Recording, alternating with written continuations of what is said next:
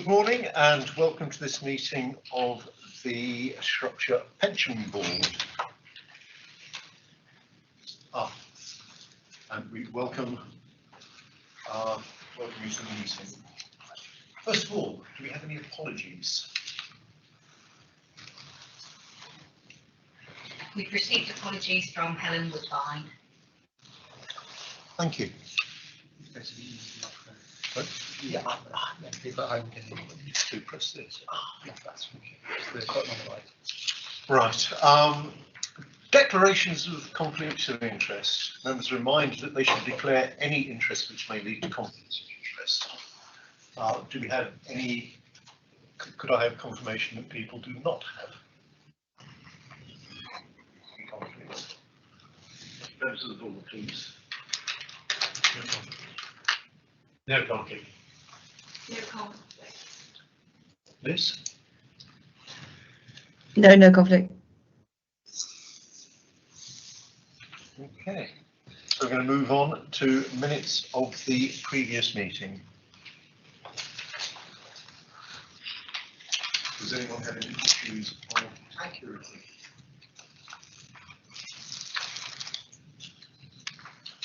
Okay. Very much. And are there any matters arising from those minutes? No matter share. Okay, fine. Just one point I'd like to make. We did have Peter Rain from the Cheshire Pension Boards with us. We are planning to do some work on developing peer review. I'm afraid that hasn't moved on since the last meeting, but we'll do, I hope, before the next meeting. So we'll have to sign the minutes. I shall sign them. Do I have a copy to sign them? Yes, I shall sign these. Okay. Right, public question time. We have two questions, and the first one is from Joanna Blackman, and it reads, with regret, it appears that invitations to members of the Pensions Board about a webinar on the case for pensions divestment in fossil fuel companies might not have reached yourselves. The webinar was provided by the specialist NGO platform and was exclusively for Shropshire County Pension Fund Pensions Committee and Pension Board members, together with interested councillors and officers on Shropshire and Tofton Wrekin councils. It took place on Wednesday the 13th of October. And my question is, are there any members of the Pensions Board who would like a copy of the recording of the online presentation from this webinar, providing participants consent to it being shared? Yeah. Thank you, Chair. I'll respond to that question. Please send a copy of the recording of the online presentation to committee services, who will circulate it to any interested members of the Pension Board. And so I say yes, thank you. It's a matter of regret that we didn't know about that. I'm sure a number of us would certainly have attended, but I look forward to receiving the recording. Right, and we have a question from Martin Odsox. The Pension Board Chair's Report 2019-20 notes that ESG issues are at the heart and minds of many people, whilst it is not the job of to play any part in the investment strategy of the fund, it is important that we maintain an oversight of the progress in this area. So we shall continue to keep subjects such as these under review.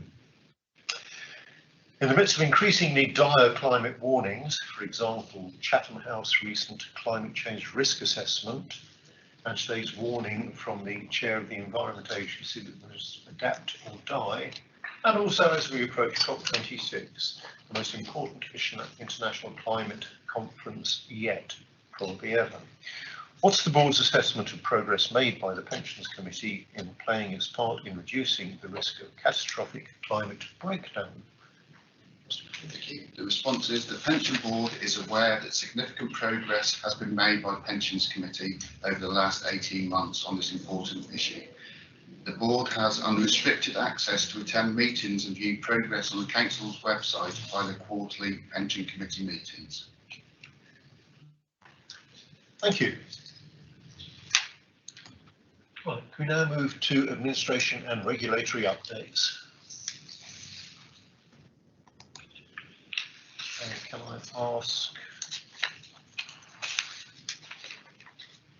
Debbie to present her report, please? Thank you, Chair. The items that I just wanted to bring to the attention of the board are the employer representative vacancy being filled. That's been sent to everybody regarding Helen, and already noted that sadly she can't attend the meeting today. The employers meeting has been scheduled for the 22nd of November, and the agenda items are noted there at 6.1. Just also note that the annual meeting, we will be publicising the annual report, but it won't be a live meeting this year, but we're looking to have a look at what we can facilitate regarding filming an update on the accounts and what the fund's been doing.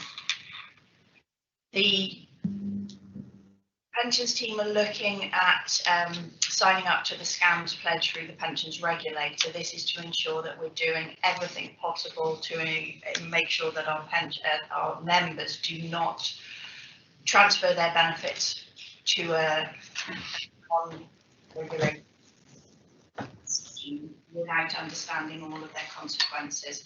We've got very good documentation in place at the moment, but we're just ensuring that we do the scams pledge to ensure every box is ticked. The LGPS guide for pensions board members, committee members and officers has been circulated, and if anybody's got any other comments, we're quite happy to accept those back. That's going to be a working document for a while, and we'll get it into the state that works for Shropshire Fund. Annual benefit statements have all gone out on time. One of the statutory obligations for active members that we need to have everything out by the 31st of August. That was done. We only had 7 documents that we couldn't actually couldn't put live for our members to view, and those 7 people have been written to. McLeod update. This is the remedy that's being looked into because of the age discrimination that was introduced back in 2014 into our scheme. The pensions, public service pensions bill has gone through, which is laying the ground rule, the ground legislation for our rules to now be looked at and updated to introduce the remedy. Single code of practice from pensions regulator, just like to update, you'll see there regarding 11.2 that there was a lot of responses received back to the TPR trying to put one code of practice in place to replace all of their current codes of practice. It's not working well, we don't think, so we'll wait and see that that's being put back, that we might have something in the summer of 22, so watch this space. But we are working on, and we have reported previously, of what's being introduced to that may have an effect on the Shropshire Pension Fund, so we will keep working on what was in the draft anyway. The pensions regulator annual scheme return has been received, and we're working on that at the moment. It's got to be completed by the 10th of November, and we're well within target of ensuring that everything's registered online and submitted by that date. Looking at 13 there, because we are moving to more communication with our members online.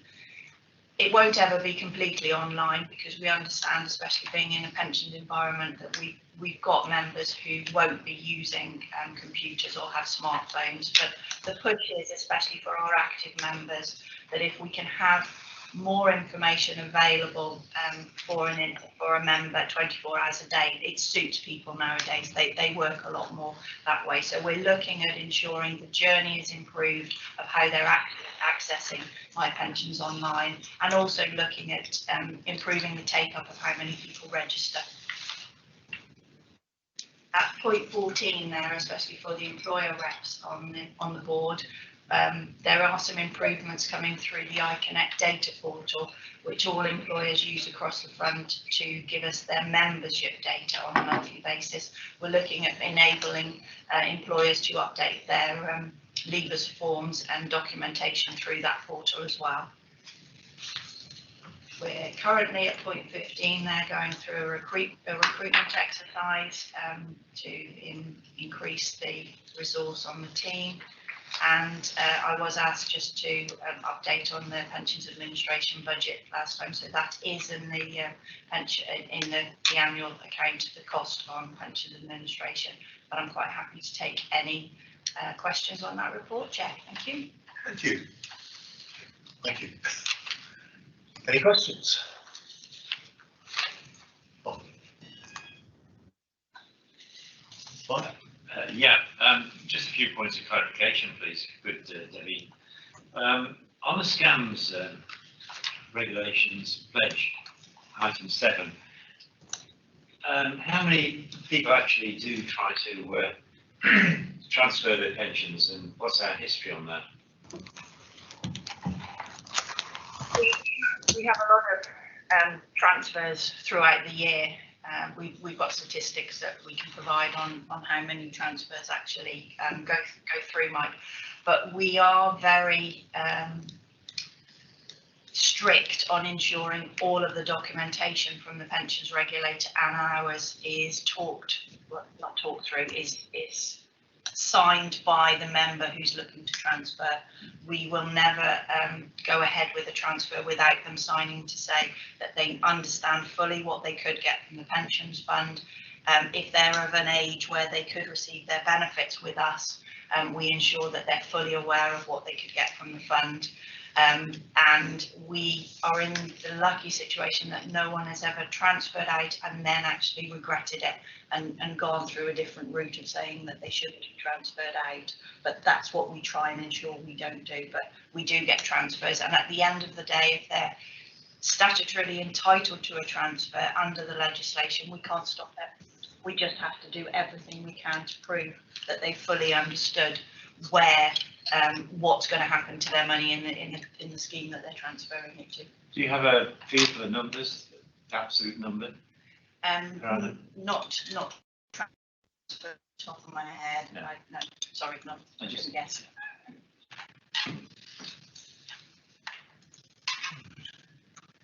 Could I also ask? About the point that you made about online pensions online. It's pleasing that we're getting a greater take up of people accessing pensions online information. But what are we doing for people who lack capacity or have reduced capacity? Regardless of I'm not talking about IT capacity, I'm talking about mental capacity to deal with the paperwork that they receive. We've always offered previously to COVID one-to-ones that people can actually come and see a member of the team to go through the paperwork. Currently, we couldn't offer that regarding the meetings, but what we're hoping is once that there is public meeting rooms available that we can book, that we'll reintroduce those for people. We are currently doing anybody who's, I know you're mentioning lack of capacity, but if there's somebody with them that they can facilitate a Teams type meeting, we've actually undertaken those with people to go through and discuss forms. And I think we do as much as we actually can. Becky might want to add to that because her team actually deal with it on a day-to-day basis. Yeah, I just wanted to add, Mike, that we actually have used the hub in time in Shrewsbury Town Centre. So we have had a couple of occasions where we haven't been able to physically meet a member, but that's been a requirement. So we spoke to the hub and directed members to go there if they need help with forms or photocopying and things like that. So as Debbie said, we're hoping that we can have more use of these types of places really, so that we can meet members, but when members of the team actually can't meet them, they can at least meet a representative of the council to go through any forms with them. if it's at the other end, Mike, when we've got an older person who may be losing capacity, then we've also got the processes in place where we will talk the family through getting court of protection or the other documents that we can get in place now. And the team, if there is any warnings raised, the only thing that we've done in the past is actually we will raise it with the old social services, sort of now the people directorate, but that's been raised recently on the team that we need to actually look at updating our own process of who is the best person to contact at one of the main councils if the person that flags us a worry of who do we let know. I just think, Chair, that, you know, given that the ageing, given that the nature of the beast is that we have pensioners, and that obviously as pensioners get older, some will lose confidence, some will be vulnerable, so it's reaching out to those people and making sure that we're confident that the decisions that they're making are their own decisions or made in their best interest. And that's a difficult circle to square, but it's nonetheless it's part and parcel of the nature of what we're dealing with. Thank you, Mike. Yeah, I agree. Any other points before I? A couple of observations. Firstly, the employers' meeting seems to be mostly a sort of briefing for employers, basically. Is there an opportunity for employers to raise issues themselves?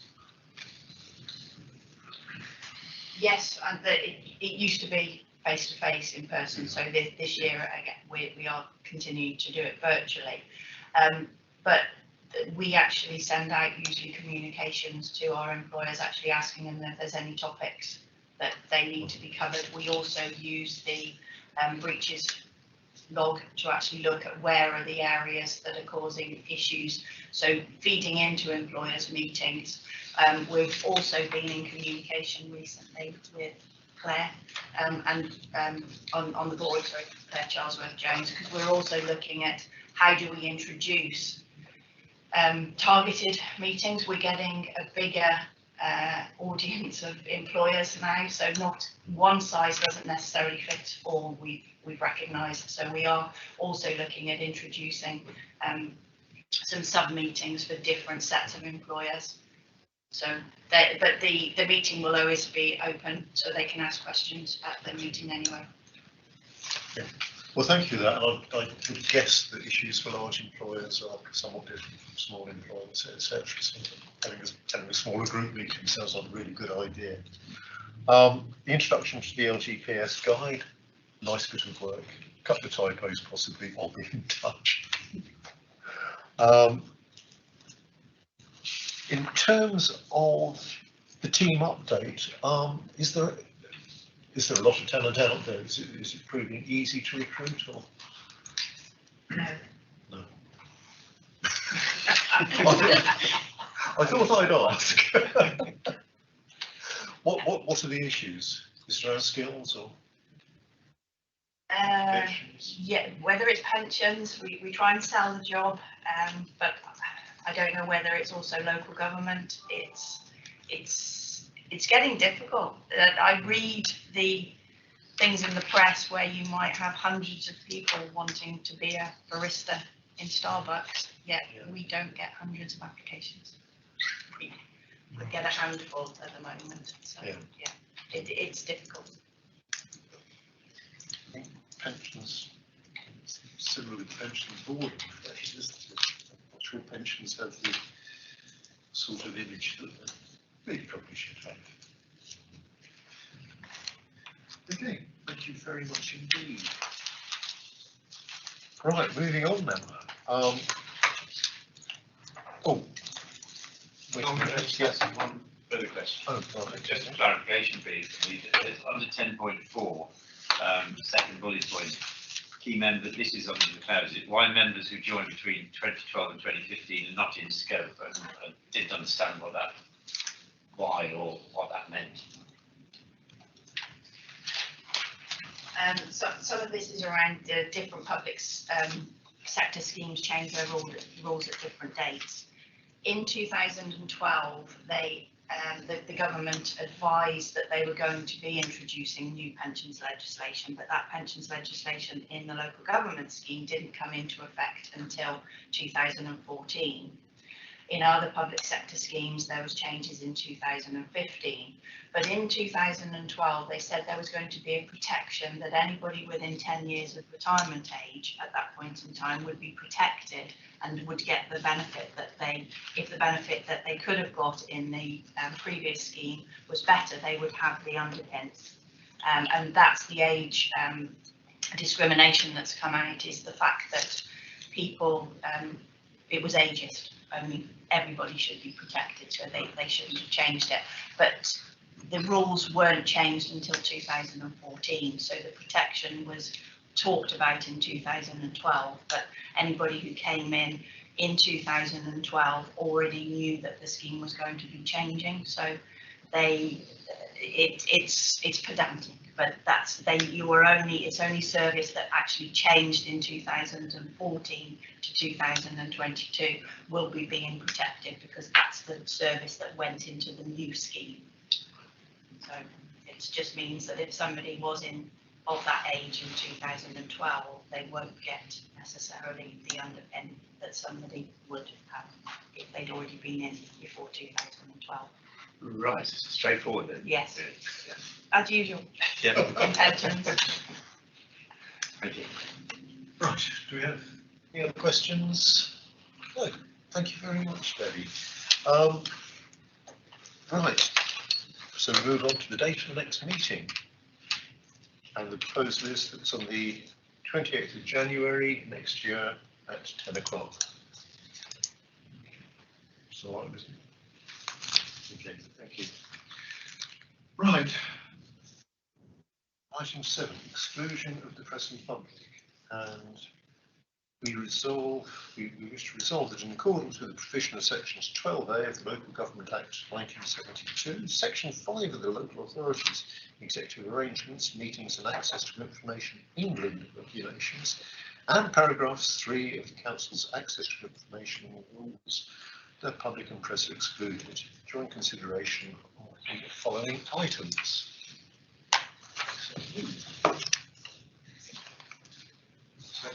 Thank you. So the public part of the meeting has now finished.